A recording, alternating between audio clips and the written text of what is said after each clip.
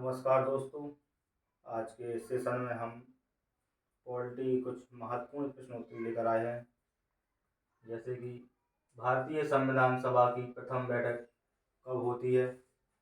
भारतीय संविधान के निर्माण काल में संविधान सभा के कुल कितने अधिवेशन होते हैं? और संविधान सभा में उद्देश्य प्रस्ताव कब पारित होता है, किसके द्वारा पारित होता है? और फिर भारतीय संवैधानिक सलाहकार कौन थे? संविधान सभा का स्थायी अध्यक्ष कौन था? ये सब महत्वपूर्ण क्वेश्चन हमारे प्रतियोगी परीक्षाओं में बार बार पूछे जाते हैं। जैसे कि भारतीय संविधान सभा की प्रथम बैठक कब होती है? तो भारतीय संविधान सभा की प्रथम बैठक 9 दिसंबर 1946 को भारतीय संविधान सभा की प्रथम बैठक 9 दिसंबर 1946 को होती है। और फिर इसी क्रम में भारतीय संविधान के निर्माण काल में संविधान सभा के कुल कितने अधिवेशन होते हैं? तो भारतीय संविधान के निर्माण में कुल 12 अधिवेशन होते हैं।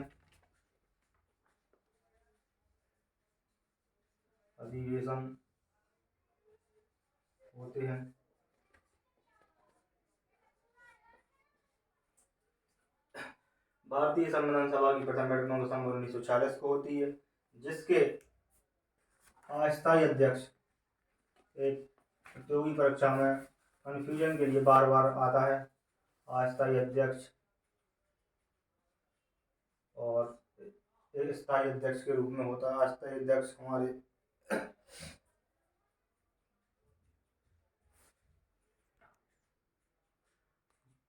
अस्थायी अध्यक्ष डॉक्टर सच्चिदानंद सिन्हा को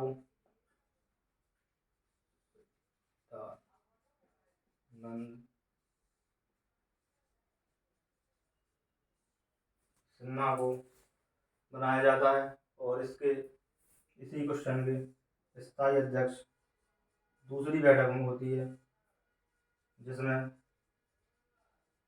डॉक्टर राजेंद्र प्रसाद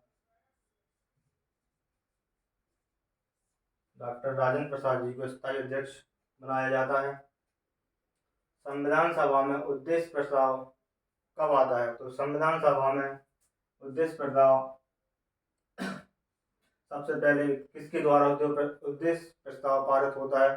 तो यह हमारे पंडित जवाहरलाल नेहरू द्वारा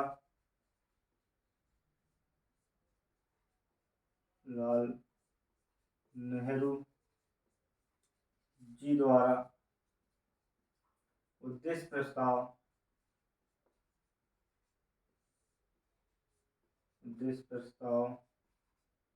लाया जाता है। पंडित जवाहरलाल नेहरू द्वारा उद्देश्य प्रस्ताव लाया जाता है, जो 13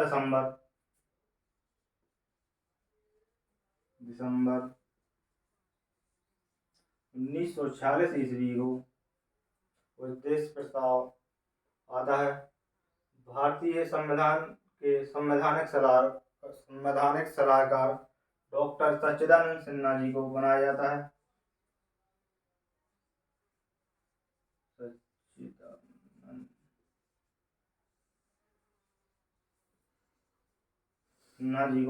है। संविधान सभा का स्थायी अध्यक्ष किसे बनाया जाता है? तो संविधान सभा का स्थायी अध्यक्ष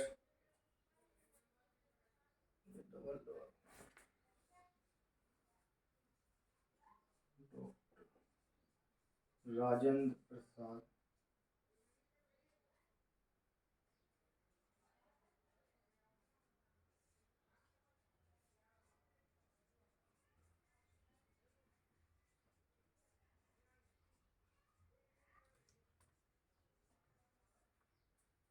तो प्यारे दोस्तों, भारतीय संविधान सभा की प्रथम बैठक 9 दिसंबर 1946 ईस्वी को होती है, जिसके अस्थायी अध्यक्ष डॉक्टर सच्चिदानंद सिन्हा जी को बनाया जाता है। भारतीय संविधान के निर्माण काल में संविधान सभा के कुल 12 अधिवेशन होते हैं। संविधान सभा में उद्देश्य प्रस्ताव किसके द्वारा लाया जाता है? तो यह उद्देश्य प्रस्ताव पंडित जवाहरलाल जी द्वारा 13 दिसंबर 1946 को प्रस्तुत किया जाता है। और फिर इसी क्रम में संविधान के भारतीय संवैधानिक हमारे जो सलाहकार थे तो डॉक्टर सच्चिदानंद सिन्हा जी हैं, और संविधान सभा का स्थायी अध्यक्ष डॉक्टर राजेंद्र प्रसाद जी को बनाया जाता है।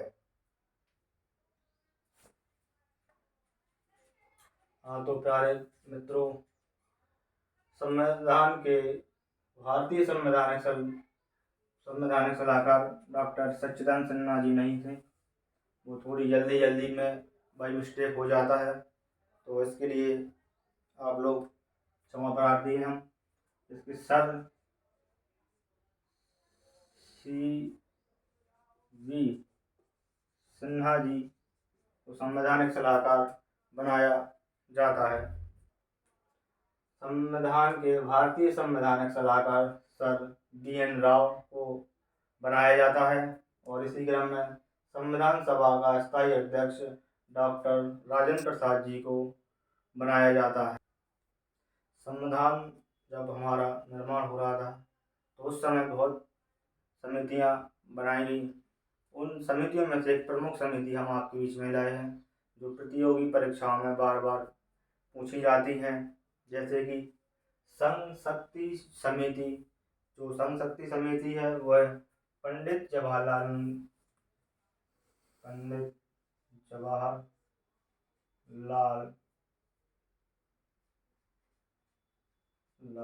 नेहरू जी को इनके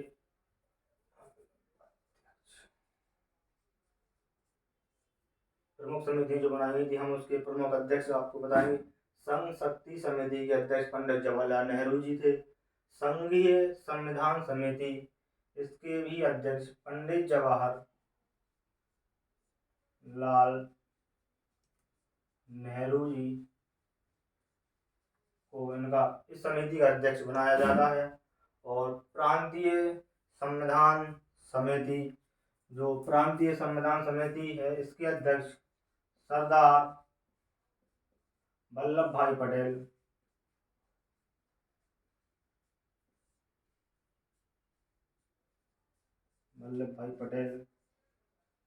जी को इस समिति का अध्यक्ष बनाया जाता है।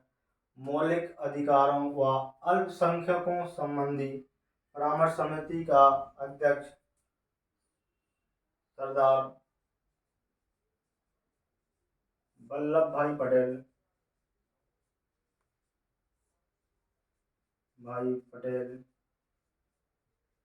जी को इसका अध्यक्ष बनाया जाता है। और राज्यों के लिए जो समिति बनाई जाती है, उसके अध्यक्ष पंडित जवाहरलाल नेहरू जी को इस समिति का अध्यक्ष बनाया जाता है। और प्रारूप समिति का अध्यक्ष हमारे संविधान निर्माणकर्ता डॉक्टर भीमराव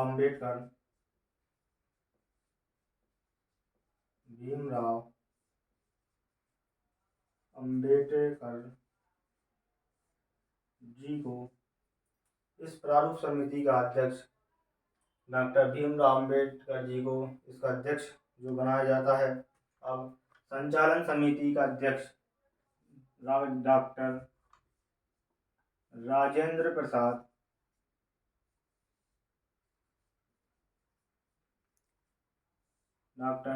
प्रसाद जी को संचालन समिति का अध्यक्ष बनाया जाता है। और प्रक्रिया नियमन समिति का अध्यक्ष डॉक्टर राजेंद्र प्रसाद जी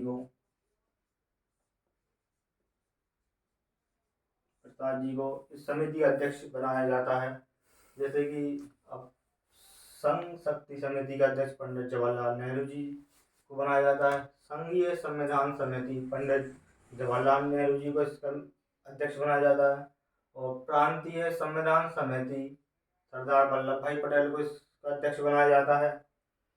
मौलिक अधिकारों व अल्पसंख्यकों संबंधी परामर्श समिति का अध्यक्ष सरदार वल्लभ भाई पटेल जी को बनाया जाता है। और प्रारूप समिति का अध्यक्ष डॉक्टर भीमराव अम्बेडकर जी को बनाया जाता है। जो हमारी प्रतियोगी परीक्षा में इम्पोर्टेंट क्वेश्चन है, बार बार आता है कि प्रारूप समिति का अध्यक्ष किसको बनाया जाता है, तो डॉक्टर भीमराव अम्बेडकर जी को इस समिति का अध्यक्ष बनाया जाता है। संचालन समिति का अध्यक्ष डॉक्टर राजेंद्र प्रसाद जी को बनाया जाता है और प्रक्रिया नियमन समिति डॉक्टर राजेंद्र प्रसाद जी को बनाया जाता है। इस पॉलिटी के महत्वपूर्ण प्रश्नों में आज के सेशन में हम और आगे भी चर्चा करेंगे महत्वपूर्ण प्रश्नों के साथ। नमस्कार दोस्तों।